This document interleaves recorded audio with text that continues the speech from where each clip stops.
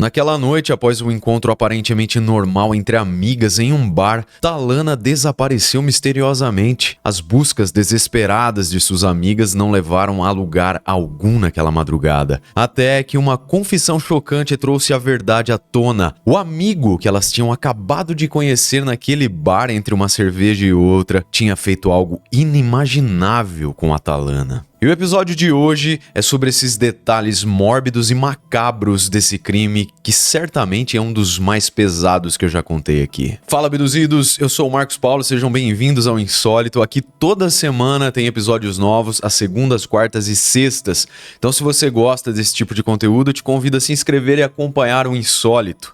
Além disso, se você puder, considere entrar para o nosso clube de membros. E você também pode me encontrar nas outras redes sociais, só procurar por O Insólito. Combinados? É isso então, recados dados, vamos aos fatos.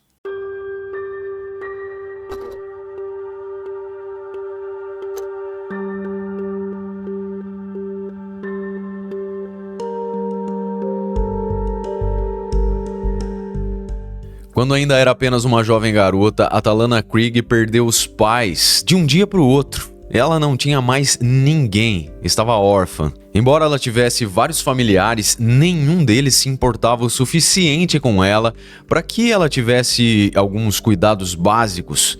Ficar com ela então, cuidar dela, estava fora de cogitação. A pouca ajuda que a menina recebeu foi de algumas pessoas que conviviam ali perto dela ao seu redor, mas ainda assim era algo muito raro de acontecer. Portanto, como dá para perceber, desde criança ela teve que enfrentar muitas dificuldades, muitas adversidades na vida.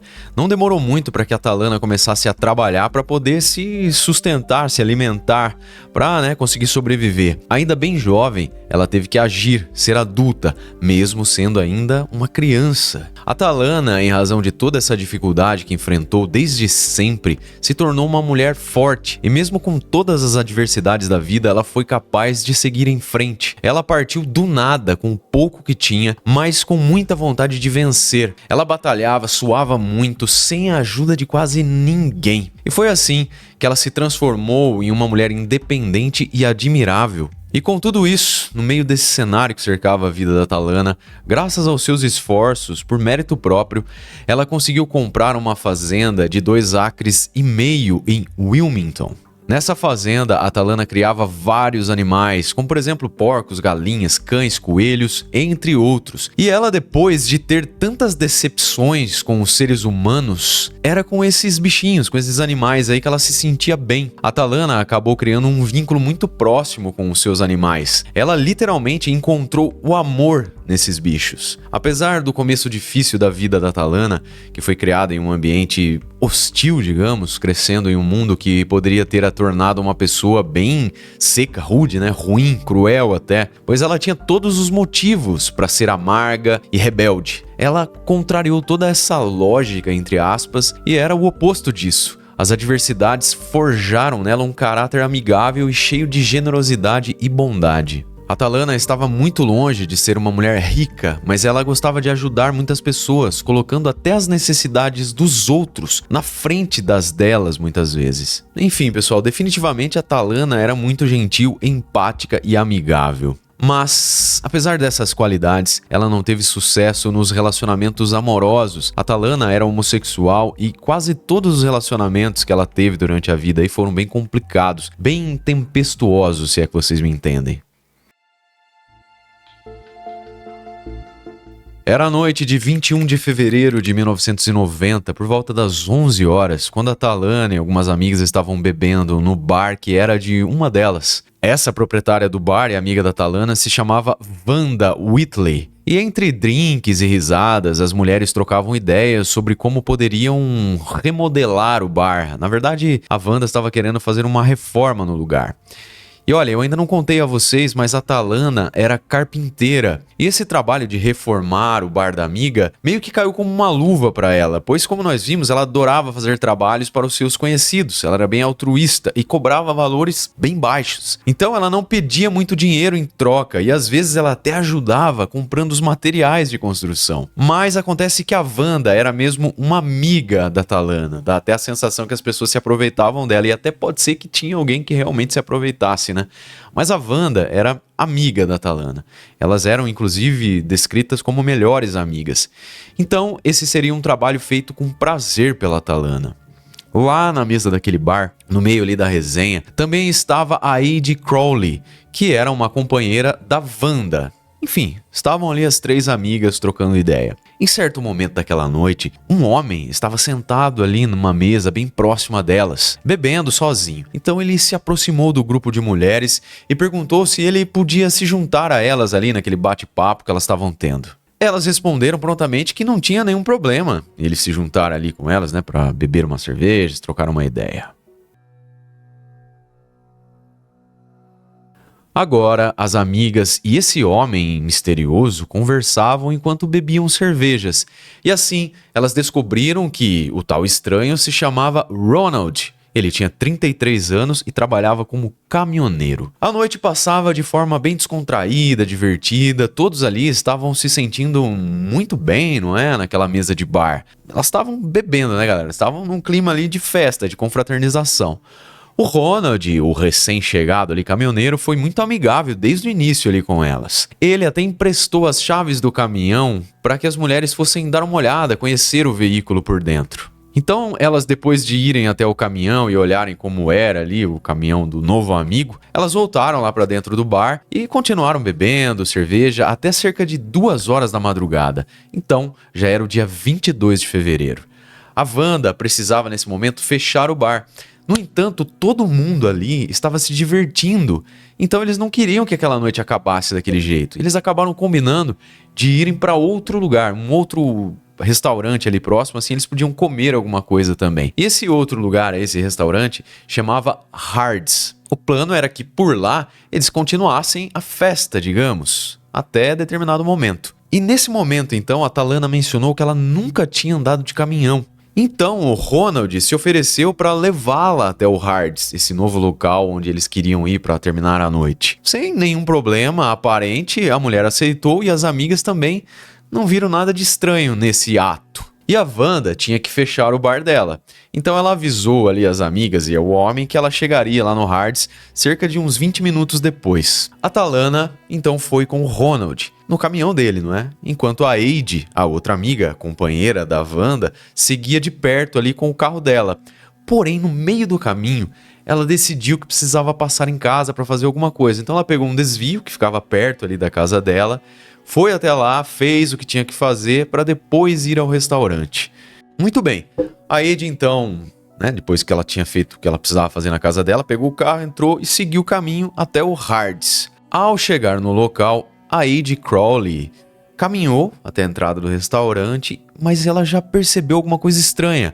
O caminhão do Ronald não estava no estacionamento do restaurante. Mas sei lá, ela pensou que talvez ele tivesse parado em algum outro lugar ali, ela não tinha percebido. Então ela entrou no restaurante, mas não encontrou ninguém. Imediatamente então ela voltou para o carro e dirigiu até o bar da namorada, onde eles estavam anteriormente. E ela fez o mesmo caminho por onde supostamente o caminhão deveria estar vindo, caso ele tivesse parado por alguma razão. E na cabeça dela, ela também imaginou que de repente eles pudessem ter tido alguma emergência, um pequeno acidente ou um problema mecânico ali no caminhão. Mas ela não encontrou ninguém, nada. Assim, sem pensar muito sobre o que estava acontecendo ali naquele momento, talvez inclusive por estar muito cansada, já era tarde da madrugada, né? E elas tinham bebido muito ali desde as 11 horas da noite, como a gente viu. Então a Aide resolveu voltar para casa para dormir. Já a Wanda, ela terminou de fechar o bar, entrou no seu carro e pegou o caminho do restaurante Hards, como ela, na verdade, tinha combinado com as amigas, não é? Quando ela chegou ao Hards, ela teve a mesma preocupação da Aide, quando ela viu que ninguém estava ali. Mas ela agiu diferente da amiga, da namorada, na verdade. Ela imediatamente se encheu de preocupação e saiu procurando pela Talana. Ela procurou por horas, ela dirigiu ali por toda parte, por toda a região ali que ela conhecia bem para ver se ela encontrava o caminhão. Foi a todos os postos de parada de caminhão, refúgios ali, né? Pontos de apoio na estrada e até na casa da Talana, mas nada. Nem sinal da amiga Talana e muito menos do caminhão daquele recém-colega chamado Ronald. A Wanda, já muito preocupada, acabou voltando para casa e esperou impaciente até o amanhecer. Ainda cedo, no dia 22, a Wanda se lembrou que o Ronald tinha mencionado que a carga que ele carregava em seu caminhão deveria ser entregue na escola secundária da cidade. Ela então ligou imediatamente para o local e pediu que informassem se o caminhoneiro tal, deu as descrições, tinha ido levar uma carga lá. E a Wanda teve sorte, porque a pessoa que atendeu ao telefone respondeu positivamente, falando que o Ronald ainda estava lá. A Wanda então pediu para falar com ele. E, em primeiro lugar, ela se certificou, para não ter nenhum problema, de que era realmente com ele que ela estava conversando. E assim, ela descobriu que realmente era o Ronald. O homem confirmou sua identidade, porém, quando a Wanda perguntou a ele, sobre o paradeiro da amiga Talana, o Ronald literalmente se fez de maluco, de louco, e disse que ele nunca tinha bebido com elas ou nenhum outro grupo de mulheres, e muito menos com uma mulher chamada Talana. Aí já dá pra imaginar que a coisa ficou bem séria, não é? E pra encerrar a história de vez, o Ronald, assim, sem mais nem menos, dando uma de doido, abruptamente bateu o telefone na cara da Wanda. Claro que com toda essa situação minimamente confusa, eu diria, para não dizer muito suspeita, sem saber direito o que fazer, a Wanda decidiu ir pessoalmente lá na escola, do ensino médio ali da cidade, para conversar cara a cara com o caminhoneiro e descobrir o seu nome completo, ver o que realmente estava acontecendo. Bom, chegando lá, ela descobriu que o nome completo do homem era Ronald Sheldon Thomas. A Wanda também descobriu para qual empresa o Ronald estava trabalhando, mas o homem já não estava mais lá na escola. Com essas informações, a Wanda decidiu, obviamente, procurar as autoridades policiais. Já na outra ponta da história estava o Ronald, não é? Que de alguma forma sabia que ele não poderia sustentar por muito tempo a sua mentira. Ele, cedo ou tarde, seria encurralado pela polícia e que ele não poderia escapar impune do que tinha feito. Ele sabia. A Wanda também já tinha, colocado o cara encurralado. Certamente ele sabia que ela tinha ido à polícia e a polícia ia chegar nele. Então ele tomou uma atitude pra lá de inusitada, eu diria, para esse tipo de criminoso frio. O Ronald ligou para um padre de uma igreja próxima e disse a ele que ele tinha feito uma coisa horrível, precisava fazer uma confissão e que ele nunca poderia ser perdoado pelas suas ações. O padre então acalmou o homem, dizendo que não havia nada que ele fizesse que Deus, em sua bondade infinita, não pudesse perdoar. Naquele mesmo momento, ele contou que tinha batido em uma mulher e tirado a vida dela. O padre lhe disse que poderia aceitar a sua confissão, mas para isso ele teria que ir a um local ali para fazer essa confissão e ele precisava estar acompanhado da polícia. O Ronald aceitou o acordo. Horas depois, então, eles chegaram a um local combinado e ele contou tudo para o padre e também para as autoridades, o que ele tinha acabado de fazer. Bem, a versão que ele deu dos fatos nesse momento foi a seguinte: naquela madrugada ele tinha bebido com algumas mulheres e que mais tarde uma delas tinha entrado no seu caminhão enquanto se dirigiam para um restaurante chamado Hardee's e que durante essa viagem os dois começaram a discutir por causa da orientação sexual das mulheres. Segundo Ronald, aquela mulher ali tinha trazido, lembranças para ele da sua ex-esposa e aquilo supostamente teria mexido com ele. E assim eles começaram a discutir e ele bateu nela, bateu, até que acabou tirando a vida dela. O homem ainda acrescentou que dentro do seu caminhão estavam as roupas da mulher. Ele também indicou aos policiais onde estaria o corpo da Talana. Os oficiais então inicialmente foram ao caminhão do Ronald e lá eles encontraram uma roupa de mulher dentro de uma bolsa e também em uma calça eles acharam uma carteira com a identificação de Talana Krieger. Depois disso então os policiais seguiram até o local onde o homem indicou que estaria o corpo da sua vítima e lá de fato eles encontraram o corpo da Talana.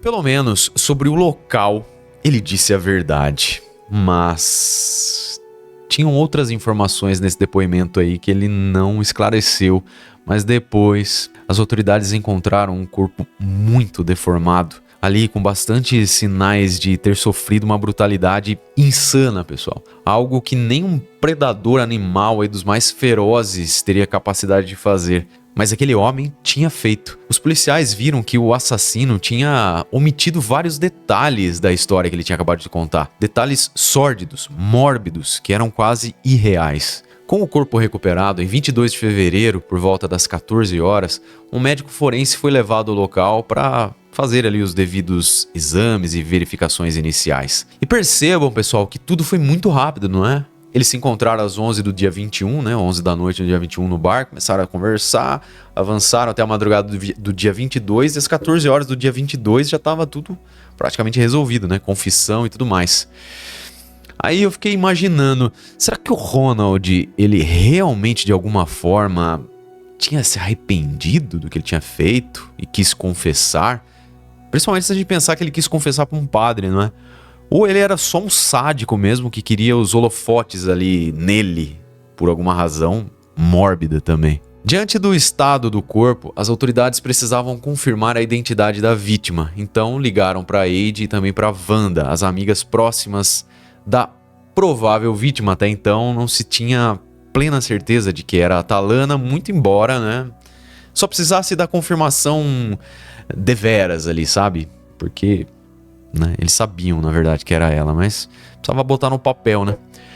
O momento de fazer então o reconhecimento do corpo foi bem complicado. A Eide não conseguiu reconhecer a sua amiga, pois o rosto dela estava tão desfigurado que para ela era impossível de reconhecer algum traço da sua amiga naquele corpo destroçado. Já a Wanda, por sua vez, teve a mesma dificuldade em reconhecer a Atalana, mas por alguns detalhes no corpo, ela afirmou que realmente se tratava da sua amiga. Depois, os médicos forenses informaram às autoridades policiais que o corpo não só foi brutalmente espancado, como também foi objeto de...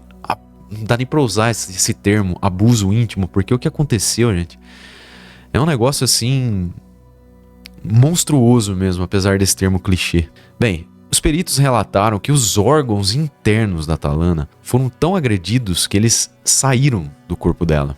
As autoridades foram falar com o Ronald novamente e eles exigiram que ele contasse toda a verdade dessa vez. E por algum motivo não conhecido, o homem refez seu relato, contou a história do bar, das bebidas, enfim, contou todos os detalhes, que as mulheres por fim tinham combinado de ir a um restaurante próximo, e quando eles iam para esse lugar combinado para jantarem, eles voltaram a discutir sobre o tema homossexualidade. O que deu a entender é que eles já estavam falando sobre isso lá no bar, enquanto eles bebiam no bar da Wanda. E aí, quando a Atalana pegou carona com ele, estava sozinha com ele, o assunto surgiu de novo.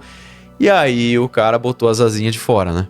Tava só os dois ali na cabine do caminhão, a atitude dele foi bem covarde e diferente, né, do que ele estava lá no bar. Em um determinado momento, o Ronald disse a Atalana que ela só era assim porque nenhum homem ainda tinha sido capaz de satisfazê-la. E nesse momento, ele tentou tocar nela ali, né, apertar a Atalana, que instintivamente reagiu dando um tapa no Ronald. E ele se enfureceu com esse tapa, por isso atingiu a Atalana com um soco. E ela então, nesse momento, pulou para a parte de trás ali do caminhão.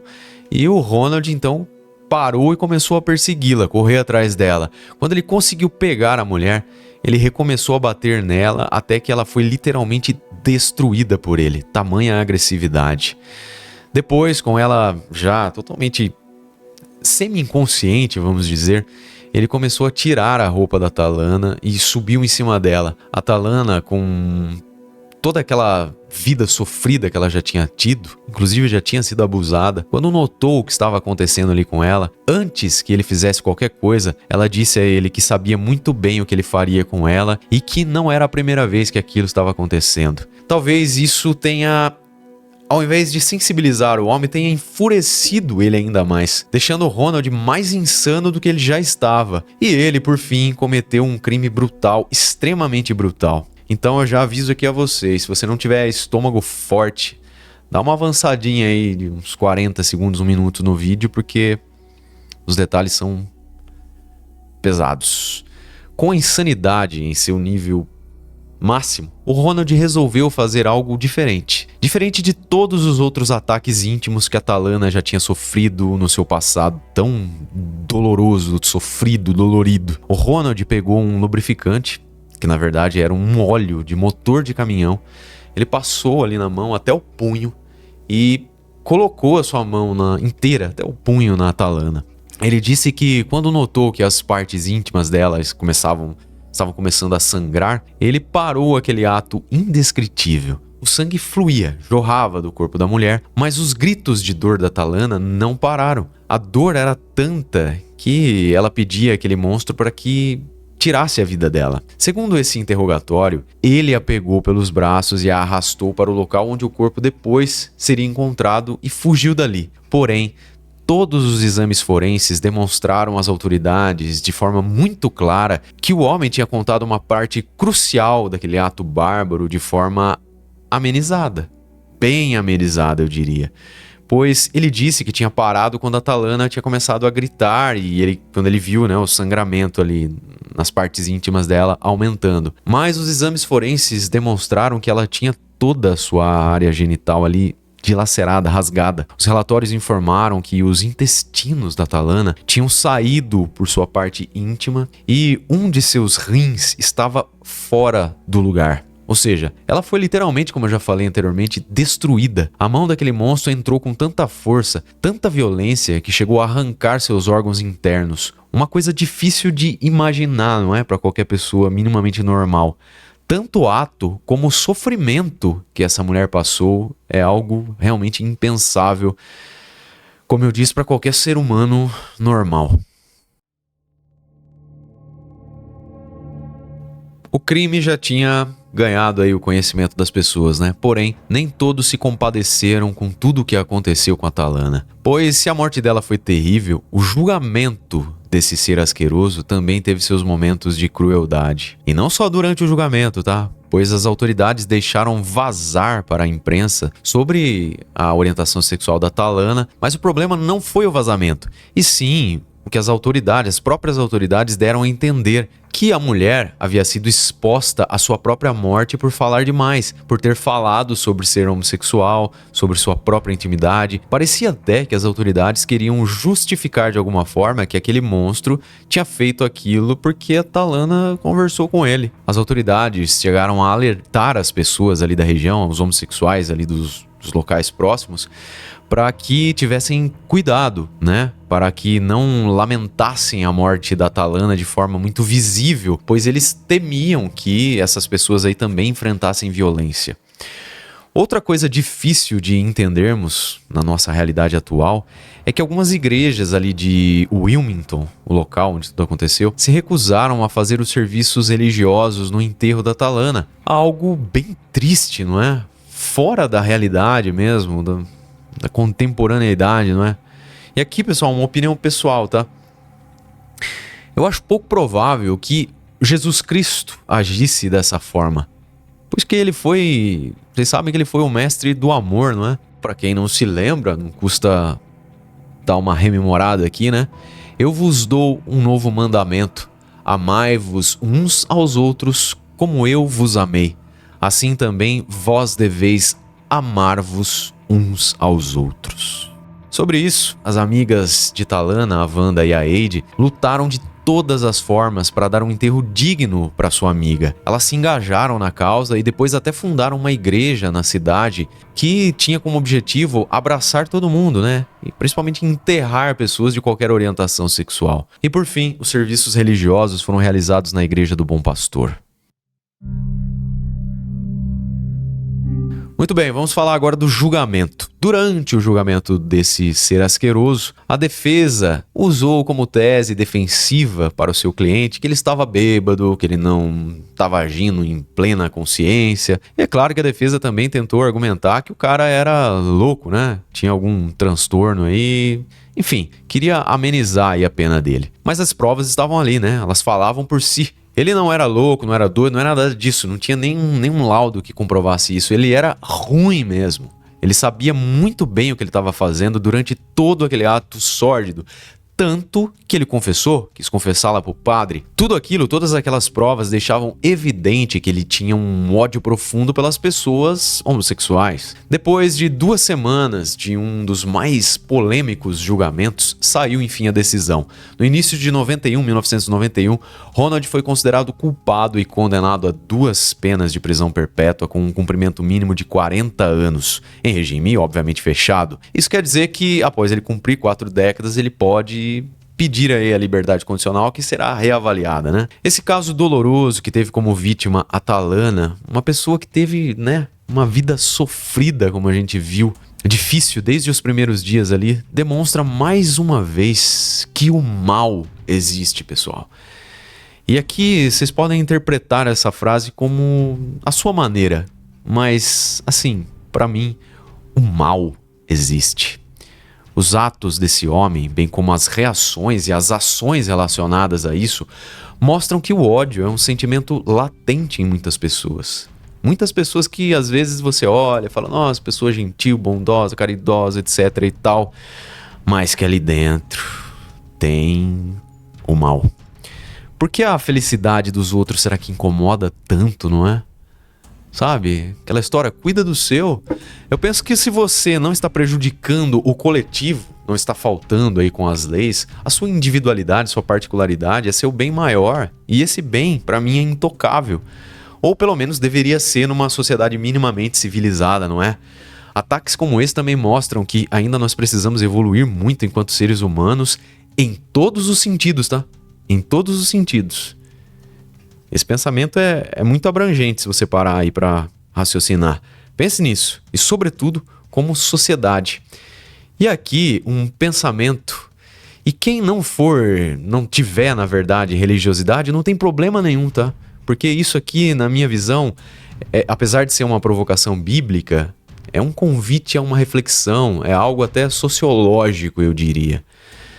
Se alguém diz, eu amo a Deus e odeia a seu irmão, é mentiroso, pois quem não ama a seu irmão, ao qual ele consegue ver, como vai amar a Deus a quem ele não vê? Pois é, abduzidos, hoje foi um true crime teofilo-sociológico, não é? E olha, já ia me esquecendo de dizer a vocês que o Ronald Sheldon Thomas faleceu na prisão em 2022. E para finalizar, apesar de eu ter usado aí algumas frases, né, algumas reflexões bíblicas, eu queria dizer que, por gentileza, pessoal, a gente tá tratando aqui de um true crime, uma história real, então vamos misturar as coisas, né? A gente não tá falando de religião aqui, muito menos de política, a gente tá falando de humanidade, né? Comportamento humano, principalmente inserido aí num contexto de sociedade, né? Onde há muita pluralidade, né? De pensamento, de orientação sexual, de crença e tudo mais. Espero que vocês tenham apreciado o nosso trabalho de hoje. Se gostou, deixa um like, entra pro nosso clube de membros se você puder e marque lá também no @oinsólito na rede das fotos. Beijo do Ruivo, até o próximo episódio.